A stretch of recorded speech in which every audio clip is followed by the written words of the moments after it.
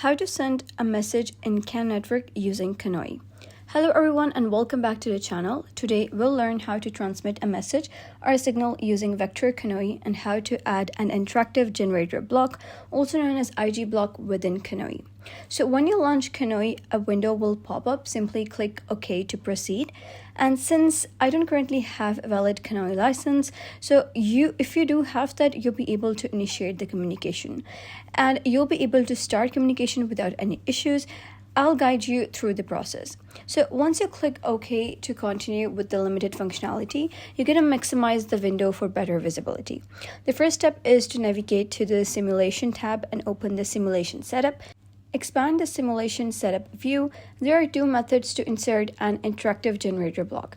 One way is to right-click on the node, select Insert, and then choose CAN Interactive Generator. Alternatively, you can go to the Network section, click on the plus icon, find your CAN network, then right-click on the Interactive Generator, and again choose Insert CAN Interactive Generator. After inserting, double-click on the interactive generator block. This will open a new window where you can add messages. However, if no database is loaded into your project yet, you won't see any messages available to send.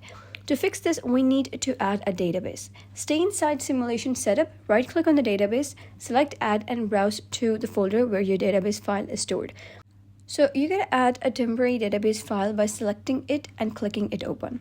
Now, once the database is added, go back and double-click the interactive generator block. Again, click Add Frame from Database, and this time you'll see a list of frames and messages available from the database. Choose the message you want to transmit and click OK.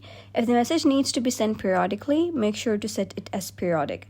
To start the CAN communications, simply click the Start button, which is the Thunderbolt icon, or press the shortcut key F9.